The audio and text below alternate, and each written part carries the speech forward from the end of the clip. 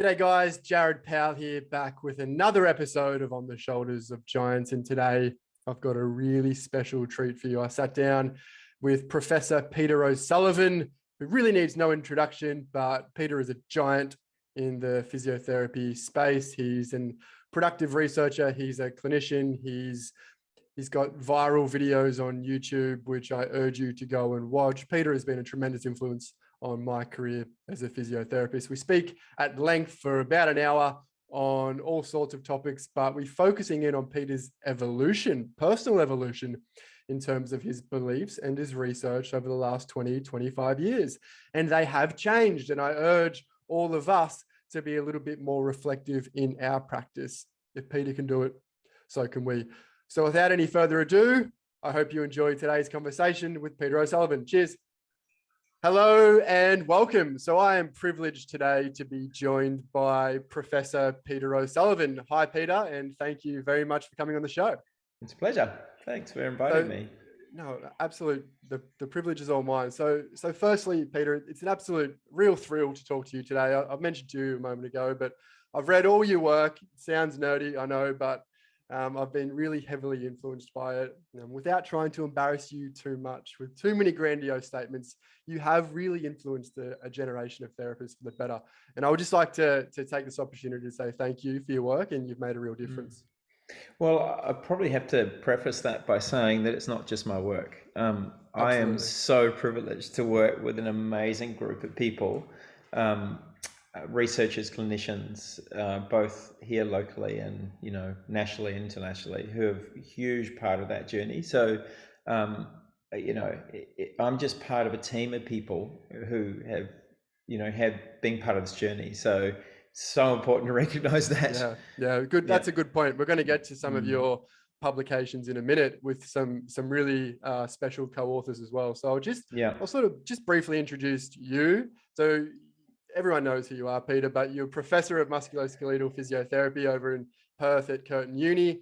You're a specialist musculoskeletal physio as well, and you've authored hundreds of papers. I don't know the exact number. You probably don't either.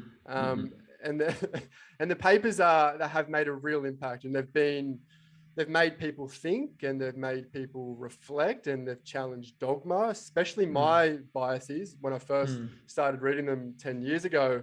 And we're going to get to this in a minute. So your papers have been influential to a wide range of people, and they've not been, and again, with your co-authors, they've been varied in terms of their approach. And that's going to be a really important conversation a little bit later on. Importantly, Peter, you're a clinician as well. You're still practicing. So that's a real key ingredient too. Yeah. So what's your normal week look like at the moment, Peter? My normal week is I spend, I'm 3 days in the practice, and my caseload is people with disabled, who are disabled with persistent pain, and it could be of any pain area. So foot, ankle, knee, hip, back, neck, shoulder, widespread, chronic headaches, migraines, it's chronic pain. So that's where I spend a proportion of my week. So half of my week essentially is with patients, and I love it. It is such a privileged position to be in, I think, and I'm so grateful for that. I've learned so much from those interactions, and do every day essentially. And then the other half of my week is mainly research, but also partly involved in education in our postgrad program.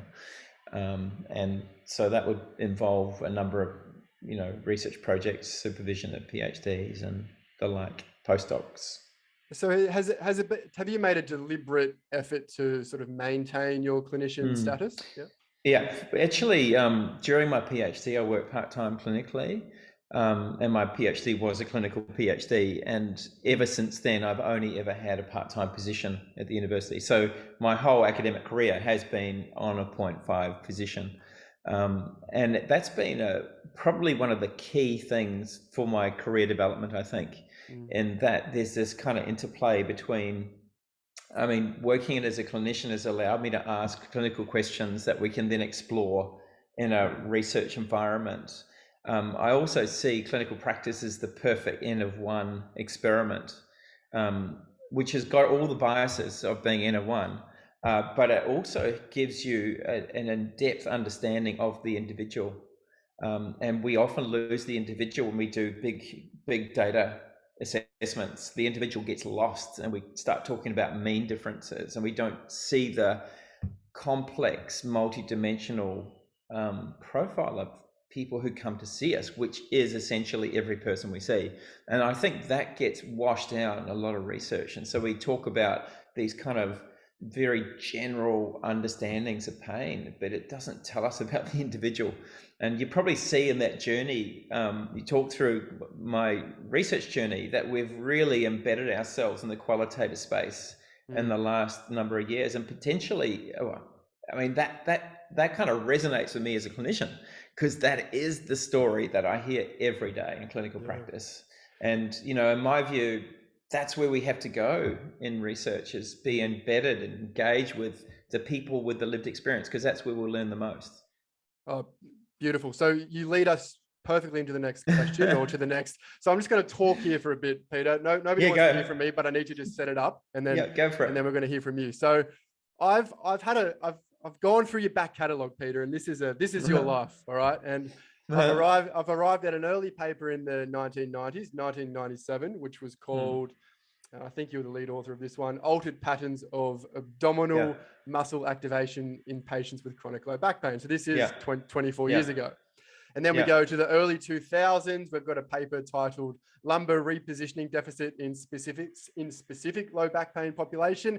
2005, Diagnosis and Classification of Chronic Low Back Pain Disorders, Maladaptive Movement and Motor Control Impairments as Underlying Mechanism. Now I'll skip through to 2012. So 7 years between that 2005 paper. And then in 2012, you wrote a paper in the BJSM, an editorial, which I read in maybe my first year of practice. And it Peter, you killed me, mate. You absolutely, you ruined everything for me. So thank you. It was called "It's Time for Change with the Management of Non-Specific Low Back Pain." And we're going to speak about that one in a minute, but it was a really good paper. 2013, you started publishing on cognitive functional therapy, and that was with JP Canero as the lead author. 2015, with Sam Bunsley as the lead author, you had a qualitative study on patient perspectives in cognitive functional therapy. 2018, I think your landmark paper actually was your cognitive functional therapy and integrated behavioral approach, which is I'd agree with that. I reference that. Good. Let's talk about that one in a minute. And then you've got your one with Jeremy in terms of, is it time to reframe non-traumatic? Another landmark paper, Sit Up Straight, Time to Evaluate. And then more recently, a paper about beliefs with JP and Sam. So apologies for just regurgitating all your work at you, but I think it's helpful for others. So let's talk about this progression. So started out quantitative heavy research, looking at impairments, looking at motor control, looking at posture, and then somewhere around 2010, 2012, from the outside, something happened. Now, what happened? So if you kind of frame my journey as a young, as a training physiotherapist, I had this enormous sense of frustration that what I was being taught had no evidence base. I trained in Dunedin in New Zealand, and we had this little library. There's a little room with, publications of the spine and the Australian Journal of Physiotherapy. That was it. That was it for research and nothing else. And then we were trotting out all this stuff which had zero evidence behind it, and that deeply concerned me. But in that sense, that my entire mindset around managing pain or understanding pain was purely structural and biomechanical. That was it. And that really took me into my PhD journey or post-grad, and then into the PhD journey, looking at, a specific group of people with spondylolisthesis. And the whole idea, it was right around that time with the emergence of, stability and local muscles, global muscles. So I just got sucked into that void, I think. But also around that time was this emergence of, pain science. So Max Sussman, who you may or may not know of, was a really pioneer in that space who was at Curtin, and we had some extraordinary conversations about, like these worlds. His world was neuroscience, and my world was people with back pain who had these impairments and structural biomechanical impairments, and I was addressing them, and these people were getting better because that was my lens. And then, post PhD, it all just kind of started to unravel. So I can remember Wim Dankert, he was my first PhD experiment, really. And we started looking at, what these people with pain were doing, and we weren't seeing what we thought we would see. And I think that's been a lot of my journey is you ask a question of data and you look at the data and it tells you something different, and you have to stop, reflect, reframe, and go, what is this telling me? And I think that's been my clinical journey as well, of like, we come at it with these beliefs. We are so belief orientated as human beings, I reckon. And that ability to sit back and self-reflect. And probably the other thing that was pivotal was around the mid-90s, I made a decision to completely change how I practiced. So get out of this short treatment session and spend an hour with a new patient, half an hour with a follow-up. And that was pivotal for me to have time to listen, to reflect, to question, to explore, to play, to be creative. That was a critical moment in my career where I'm going, I can't work in this paradigm of treating symptoms. It deeply unsettled me. I felt like I was treating symptoms and not getting to the underlying basis of what was going on. I didn't have time. I was working on autopilot. It was horrible. That deeply unsettled me as a thinking person and as a reflective person. And I think those parallel journeys and then the evolving understanding of pain. I think pain research was really at its infancy when I graduated. It's exploded. Of then updating my understanding of reflecting that in clinical practice, of going back and asking these hard questions and looking at the data and going, what does it tell us? So that whole process really upended my entire belief system. Essentially, to go, actually, the things that I was believing, that I believed, just weren't evidence-based. And I had to either go, well, what I'm doing, I can't do anymore. So either I walk away from it or I do something different. And I'm so grateful I didn't walk away, that I actually had the, presence of mind to go, these people desperately need help. So walking away from a difficult problem doesn't solve a problem. Actually going deeper into reflecting on my own practice, my own belief, my own behaviors, how I interact or how I support these people is the key. And, understanding that I trained in manual therapy, spent hours learning to really to manipulate any, parts of the body. And I can do that. But I see that as such a small part of the whole picture now. Like I spent hours learning those skills, and the skills that are fundamental I see in clinical practice are not those skills. Patient handling is really important, but that's part of communication, I think. So that's it's an iterative journey that has so many layers, and it's been influenced by lots of people as well. People who really questioned me hard, who have like attacked my beliefs. That's been a painful process, but I've gone, I suppose I've been fortunate to go back and really question myself, and then allow myself to go, I need to leave that behind. And so the 2012 paper was kind of like my coming out paper, really. I'd mulled on that paper for quite some time, and contacted Karim Khan and said, I feel like I need to publish this.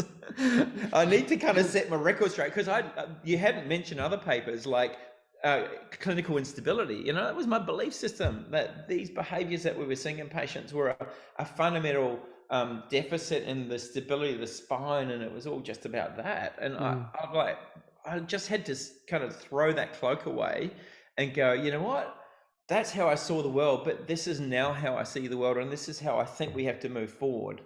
And of course, that didn't sit well with quite a few of my colleagues. but to me, it was kind of like a reset, I think, in terms of where I was heading, both clinically and from a research perspective. Yeah,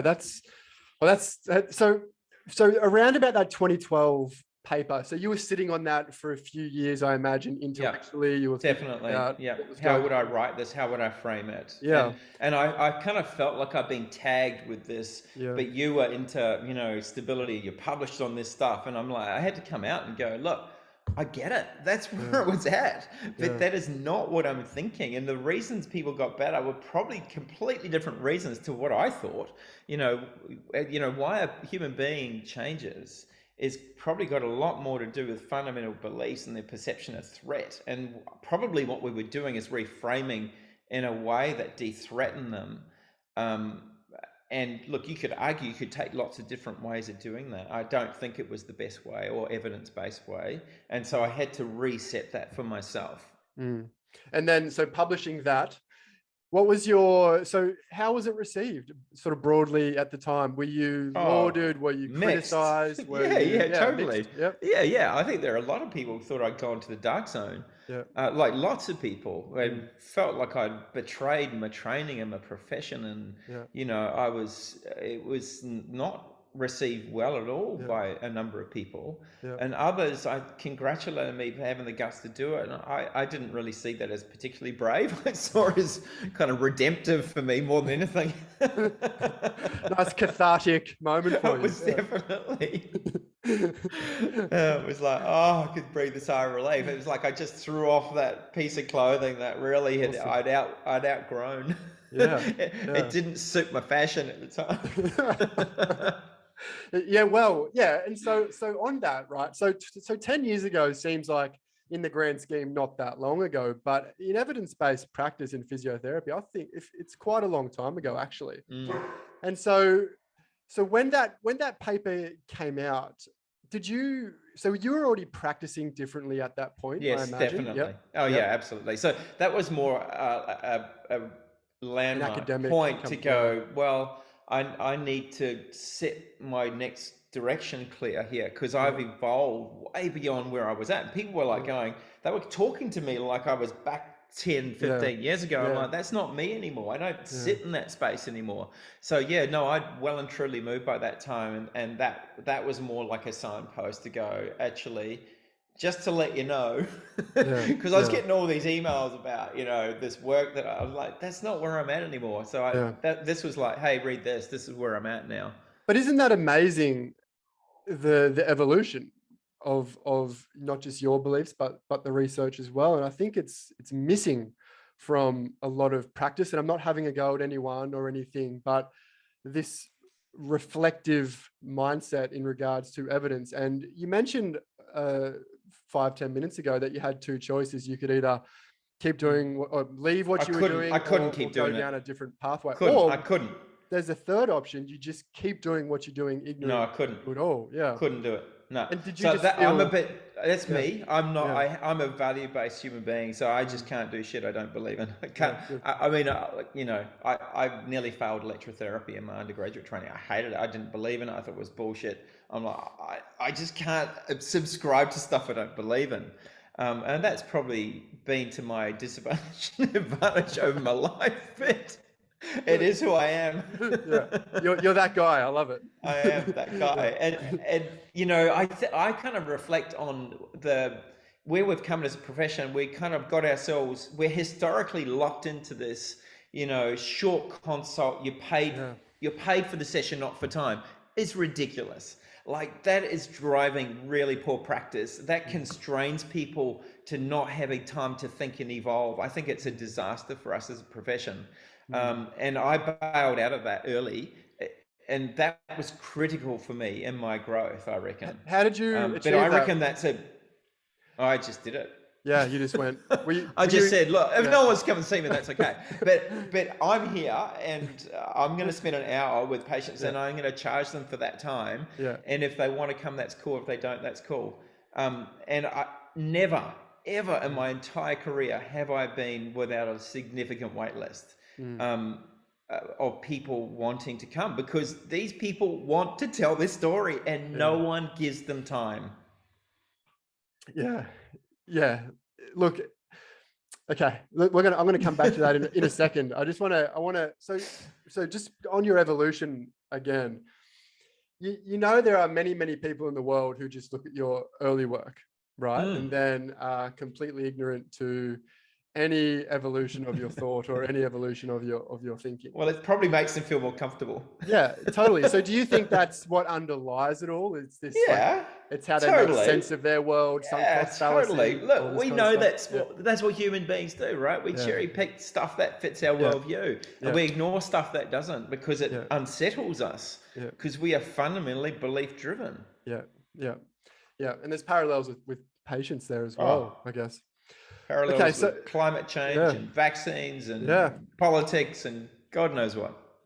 I'm with you. That's conversation for next week. Can we go from your 2012 paper, Peter, to cognitive functional therapy? Now, I don't expect you to give the full synopsis of it, but what led to that? That was such an the amazing hardest framework. paper I've ever written. Yeah. Okay. That paper took 3 years. I've never spent that much time writing a paper. And I think what was so hard about it, I think intuitively I work the way I work. To write that down was really difficult. To articulate how I intuitively work with patients was an incredibly difficult thing to do. And it was greatly helped by the team of people who were involved, co-authors on that paper, to kind of sculpt it, weave it. And I wanted to be a paper that was accessible for clinicians, that they could read it and go, that makes sense. But also to be heavily embedded in the patient narrative. So we had those cases in there as well to talk about the multidimensional complexity of pain and how we can't subgroup people. It doesn't work. We tried, it doesn't work. We tested, it doesn't work. Everyone is their own individual. But we need to consider patients, these different domains that are important for everybody, and consider them within a multidimensional framework. So that then, there's kind of two parts to that paper. One is the individual, the multi-dimensional nature of pain, which is biopsychosocial. People go, oh, you're just into psychosocial. That's bullshit. I mean, I send people for MRI scans. I recommend surgery. That's about triage and understanding the drivers of pain. And so I see a mix of that in my own clinical practice. But it is truly about the multidimensional nature of pain. And then the second part of that paper is, what do you do about it? So there's what is the problem, and how do we, how did we conceptualize how we manage it? And, to be completely clear here, this is just a one lens of looking through my world as a physiotherapist with all my imperfections and biases and weaknesses and vulnerabilities, to go, how do I make sense of this world through my lens, to take a patient with disabling back pain on this journey to deal with that complexity. That's essentially the paper. Yeah, well, very well said. And it focuses on low back pain. Yeah, but that was just, and we had to do that really because we were setting up a number of trials, and we wanted to use the paper as a template to say, this is the intervention, this is our lens, this is the intervention. So that it was a reference paper for those trials. So that was part of deliberate. And then, it's really a template for looking at pain, as I understand it. Yeah, absolutely. And how has that one been received, Peter? Was it better than your 2012 coming out, or was it a little bit mixed as well? Look, it was not except, well, we tried a few different avenues to get it published, and there are some some journals didn't want to touch it. PTJ kindly touched it, and I think it's their lead paper. And so, look, I don't know. I kind of feel like we live in ecosystems now. I that's the thing that worries me about social media. Is people talk. You see this. It's it's that self-confirmatory bias that we are so prone to. Look, I think probably there was a sense that we were trying to brand something. To me, it was much more to say, we had to call it something. And I see this huge gap within pain. The pain at the moment, we've got the biomedical and the psych over here, and there's this missing piece in the middle. It's that the lived experience for the individual, or like the embodiment of pain. And I think that's where this work sits. Somewhere it bridges a gap between psychology and physiotherapy, and it's not trying to be a psychologist. It works with psychologists, but it fills a space that I think has not been adequately met in current practice. So before we go into the qual and the phenomenology stuff, what role do you see for quantitative research going forward? I still think you feel like it's valuable. Yeah, totally it does. Yep. Like, we've been fortunate to be part of a cohort study group here, and that's like big, data sets of like tracking the development of pain and 1,300 young kids from the age of 14, and they're now into their mid-30s. That's been really helpful to go, what's the big picture story of this group? This is an emergent problem. This doesn't look like injury. This looks like some chronic health disorder that emerges. Looks like asthma. So from just a broad picture understanding of health, to realize that this is like a complex, multidimensional health disorder that emerges often and early in life, that sets a trajectory for life, gives you a different understanding of the problem. I think that's really helpful to kind of look at it from a big picture and zoom into the individual. And we've been lucky to have been able to do that with access to that data set. So that quanti stuff tells you something in general terms. The qualitative stuff tells you about the individual. And you need both perspectives. Absolutely. From a general health perspective or public health perspectives, you need both. Yeah, it's bringing all of that together, which can be troubling for a clinician, and I've experienced this myself. This is what that RCT says, right? Yeah. This is ineffective versus that, or not efficacious, or whatever. And then, but this person is here. So yeah, exactly. How do we reconcile that, Peter? It's challenging for a lot of new graduates. Yeah, look, I see that. I kind of feel a bit concerned about what I see through social media, because I feel like there are these wars that are set up which are really unhelpful. I genuinely think we have to come back, and that's why I love the likes of Gilletta Belton and her initiatives and looking at the patient perspective, because I think we're missing the patient in the middle of this. It's like, it's about our agenda. It's like, I'm into this and I'm into that, and this is my skill, and I think this is better than that. It's like, honestly, guys, we are talking about human beings suffering here, and you're talking about your thing. That's just deeply insensitive in my mind to the people who are sitting in our community who are disabled and distressed and suffering. I just go, we need to come back to that as our reference point and stop these ridiculous arguments about minutiae. It's crazy. So we have to be armed with knowledge, and that knowledge, and understand that knowledge is updating all the time. It's all the time updating, and we have to be alert to be updated all the time. But we also have to be respectful for the individual. We have to understand what the literature says, and there are some really cool, I love the paper that Ivan Lin led around best practice. Like, that's a cool template to measure our practice by.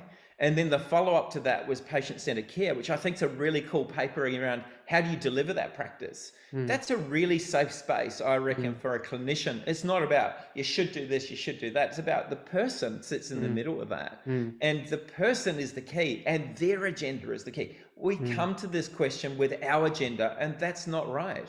We can impart our knowledge, imperfect as it is, but at the end of the day, that's a dance. When you're working with a patient and they're distressed and they're disabled and they're lost, talking stuff at them doesn't help them. Yeah, a lot of mansplaining going on. I remember a quote from you, Peter, many years ago, and again, this speaks to me stalking you over the years, over the internet. And I think you said something about helping a person in pain is like putting together a puzzle. They bring the pieces, you help them that's right. I do see that. Yeah, I do see that.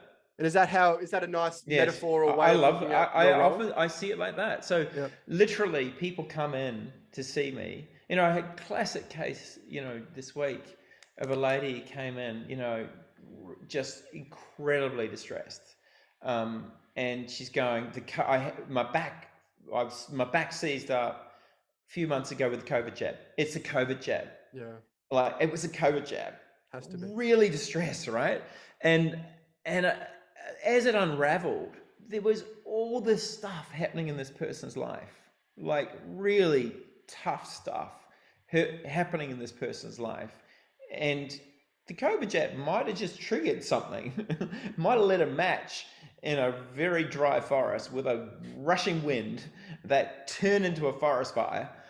But I don't think the COVID jab was the least of the issue in that sense. So I kind of, that whole, space for that lady was distress, and she was frightened, and she was lost and didn't know what to do. It was like all these drugs, she couldn't think straight. She was, threatened to lose her work. That's the world I live in.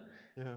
That's the space that I deal with. And it's like, at the end of the day, at the end of the session, we could kind of reflect on how the nature of her pain and where she was going to go was not just about the COVID jab, but I wasn't going to lecture her on that at the get-go. And my interests for her were her interests. She wanted pain control. She wanted to get back to doing the stuff she loved. She wanted to be able to go to work and not be stressed. They were her goals. They became my goals in terms of how I cared for her. That's how we have to see this thing, I think. And do you, that conversation or that particular case you just mentioned, it sounds difficult. It sounds challenging. It sounds like there's hard conversations, right? Look, she had 4 panic attacks in that session. She was lying on my bed. She goes, I have to get up, panicking. I'm going, you're okay. It's okay. Just stay how did you navigate that? And breathe. Just breathe. It's okay. I get that this is stressful for you. I get that you're frightened, but just hang in with me. Just breathe. It's okay. And at the end of the session, she said, I feel like I could go to sleep. Yeah. But I held her there. I held her there and go, you're safe.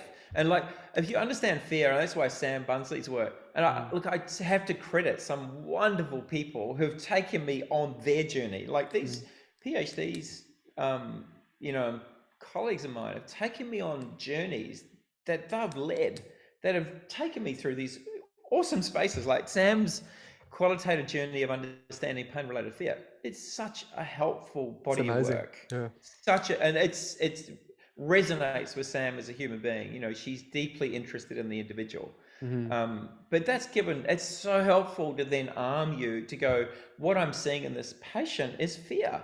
Like, I'm going, what are you feeling? I'm terrified, she says. She's terrified of lying on the ground, like lying on her back. That's the nature of fear. It's irrational.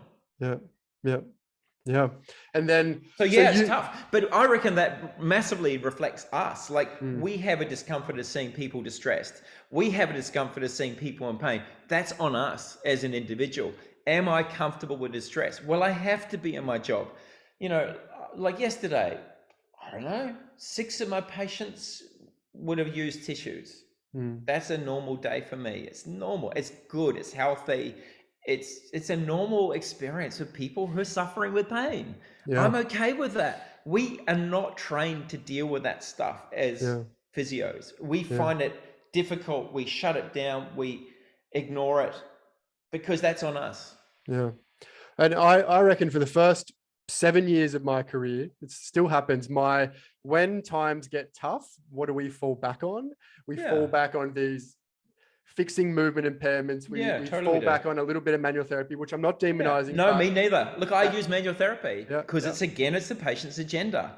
But I'm really clear about what it means, and I'm really clear about its place. And so you feel like our role is more of perhaps a coach, of support, of empathy, of bringing knowledge to the table, because there is a rich literature out there. Like, look, a lot of things, and I think we captured that in the CFT paper around the skill set.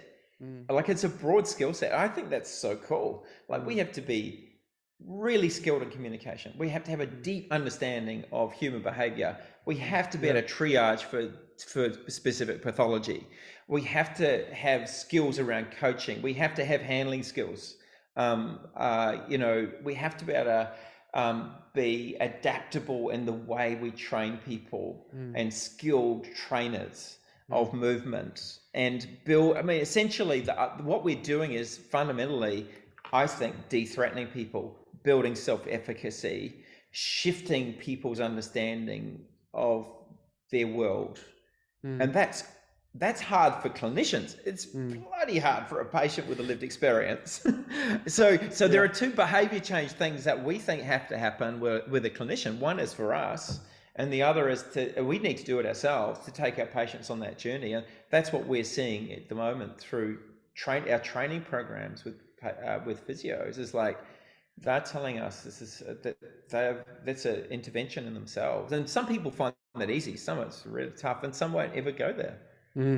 This is why I think physios, like our patients, yeah, and who'd blame them? So this is why I think, Peter, physios are the polymaths of healthcare, and I got into a little bit of trouble for saying that. But we have to be aware of everything, right, from the cell to society. Yeah, exactly.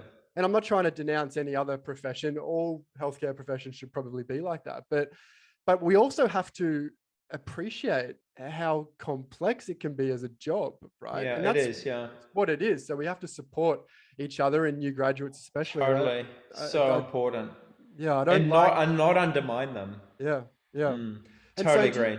Do you feel like we're getting any better in terms of, on average, and this is your opinion, I'm not asking for evidence here, in terms of appreciating the multidimensionality of pain and incorporating N=1 and all these sorts of things on average in clinical practice, perhaps in Australia? I think we give it lip service. Yeah. But I think fundamentally we're not skilled. I think we don't have a skilled workforce to deal with that. I don't think we skill our undergraduates. And look, I can't talk for, I have to be careful here because, I think there is a shift in a lot of the teaching programs. I definitely think that, but the skill set required, that's pretty tough. And I've kind of gone through my journey acquiring skills as I've got about it. I kind of wish that someone at the beginning of my journey had gone, look, mate, if you want to spend your time and energy, do it in this way, would have saved me a lot of heartache. But that probably wouldn't, then my journey would look different to that.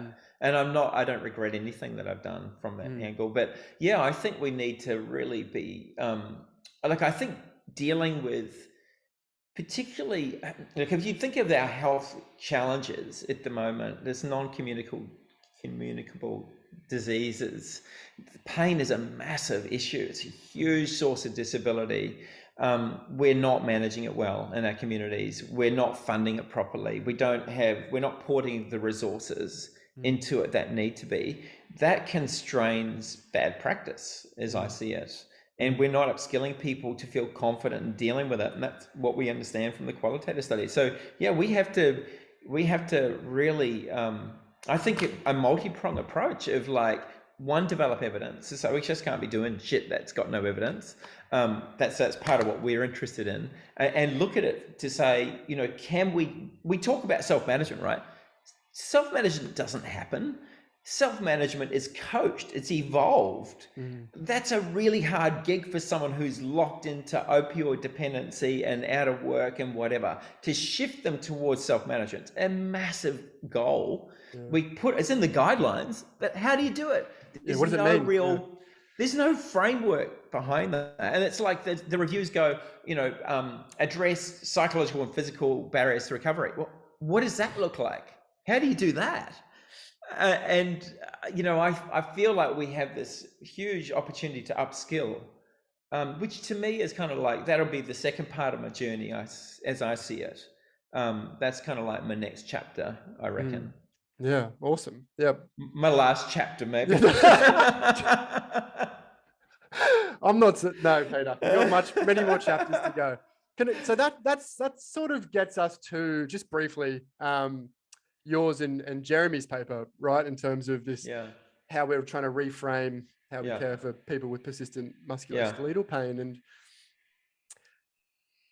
it's a beautiful paper. It's just, it's hard to see it. And from my perspective, and I'm not having a go at anyone or anything here, it's just, and this was what you were saying before, we're just not set up clinic wise to be able to institute a lot of these things, are we? No, Because there's pressures no. from bosses, there's pressures from Yeah. this and that. Massive issue.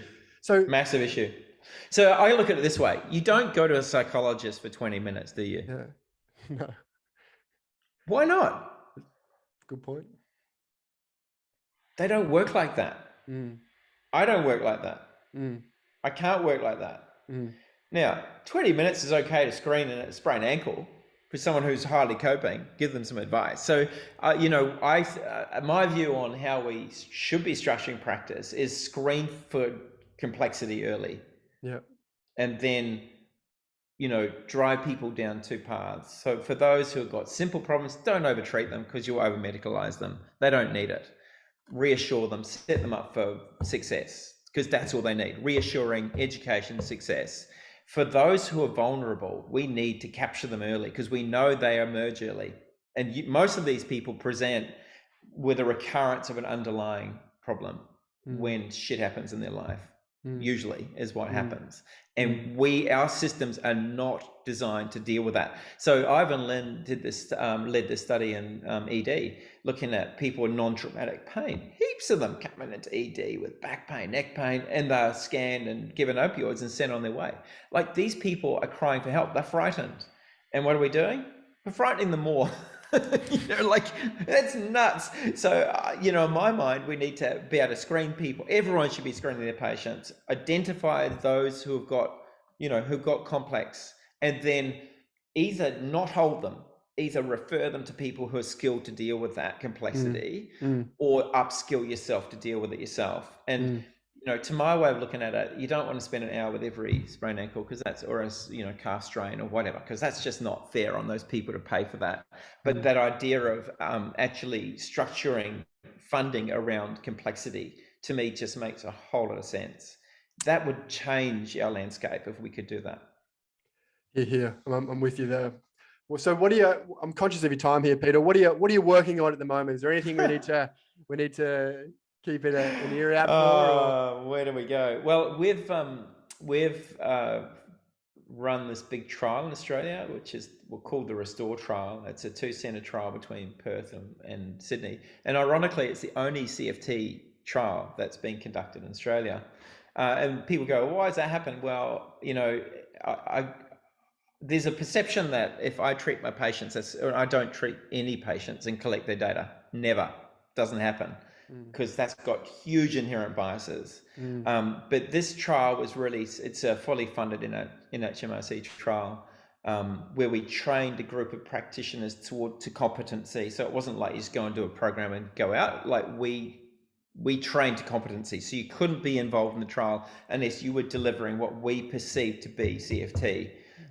So we've got a PhD student, Phoebe Simpson, who's working in that space, looking at the journey for the physios, which is a really cool space, and she'll be publishing that work next year. And then we're looking at both economic and clinical outcome data for these people, and they're people who are really disabled. So we took in, a lot of physio trials exclude people with psych comorbidities. I mean, that's the other people we need to help. So it's crazy. They exclude people over 65. There's a whole group of people at a later age who are desperate for our help. So it was a very inclusive trial. It was compared to usual care because we wanted to look at the economics, the outcome, and the economics of that. So that's a really important study for our group to go, and we will learn a lot from it. Like all research, and I think, it's embedding something that's completely countercultural within the health system. Like, a lot of what we do is completely countercultural to people's understanding of pain. And I don't know if you read the Backfacts paper, but that paper, which was published in BJSM, which also has gone like wildfire, collected the beliefs, collected the beliefs of about 80 people with chronic low back pain. There were all these common misconceptions, and then talked about the facts. That's a huge challenge for us. So, that's an area that we're working on. We're also, JP's involved in applying CFT to people with knee OA who've been told they need a knee replacement. There are other implementation studies in the UK and Denmark, utilizing that model. We're involved in a study, a co-care model. This is the other thing that was particularly interested in, that physio shouldn't be in silo, that we need to be working closely with other healthcare practitioners to deal with really tough patients. So Rob Schutzer, who's part of our group's a ClinSight, super guy, and he's leading some work looking at how CFT dovetails with pain psychology to kind of integrate care as a model of care. And then we're kind of looking at how that works in the GP space as well. So yeah, there are heaps of projects. Mate, That's just touching a small fraction of it. So kind of two streams of work, well, number of streams of work, but peripheral pain, how this model works for that, sits in that space, as well as in the back pain space. Where I see this going, depending, and look, this is updating all the time. This is not a constrained intervention. I learn every day in practice. So, that's the beautiful part about learning. Did your clinical experience of seeing patients contribute to your massively evolution? Yep. So my complete abject failure as a clinician. My complete inability to affect any meaningful change whatsoever in my patients made me deeply unsettled and highly reflective. People who came back, or were lucky to come back, to go, you really screwed me up. What you did just blew me up. It's like, what the hell is going on here? And that's where I think I think I've been fortunate that the patients know I deeply care for them, that they've been good enough to come back and go, mate, you're fucked up. Like, that has been so helpful in my clinical journey. That's a great report. And it is still helpful in my clinical journey. I don't get it right all the time at all. Like, we've got a tough gig helping people with pain. It's a tough problem. Some of this stuff emerges from deep early life trauma that sets the trajectory. That's a highly vulnerable group of people. Simple therapeutic modalities are going to do nothing to that. That's a much deeper issue that we have to support people with. I'm not promising fixes for those people because I don't have them. So I think that's the message, honestly, from today, Peter. It's clinical practice is hard. People are complicated, as they should be, right? But learn, reflect, grow, evolve from these experiences, keep reading, be radically open-minded, critically appraised, do all these sorts of things, and perhaps one day we'll be adequate, right? Well, I think, and the other thing that goes with that is we have to be way kinder to each other and not bashing each other up. We have to be supporting each other. We have to be kind to each other. There's a lot of lack of kindness out there in the social media world. It's just ego-driven. It's not nice. I hate it. That unsettles me as well, and I feel like it's driving people away from important conversations. I'm with you. It's not right and wrong. It's about, and I just go back to, hang on, let's go back to the patient. It's their agenda, and let's support. I mean, I get saddened by hearing young physios going, I don't see a future in this job.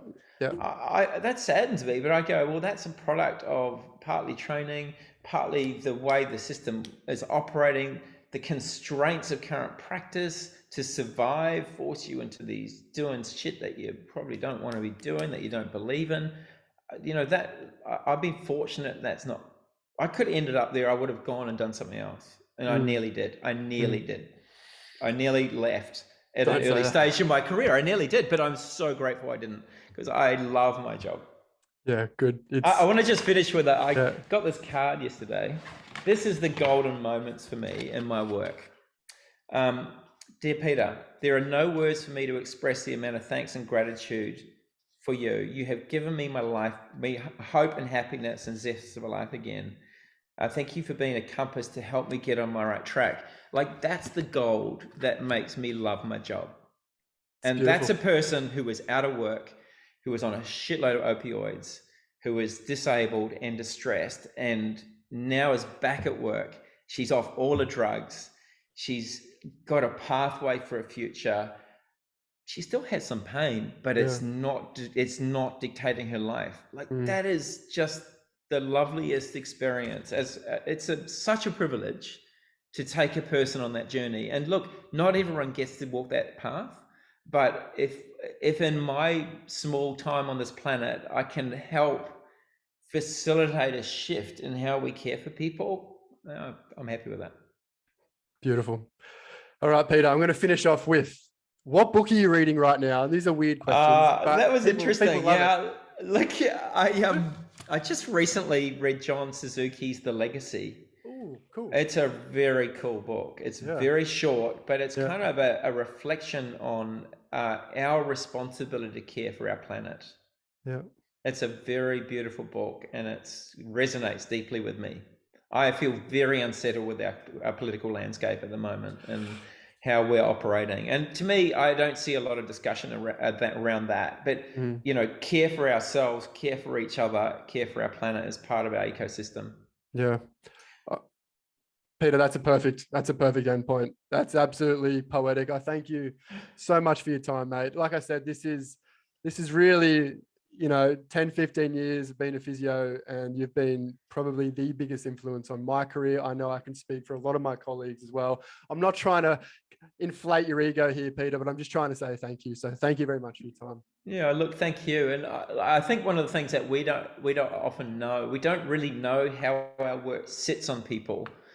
So to hear that it has influenced you in a positive way is wonderful, because we agonize and spend hours doing this stuff to try and how we message something, and we don't always get it right. So if it falls well and sits well on people, that's great. So that's what it was, you know, then it's done what we hoped it would do.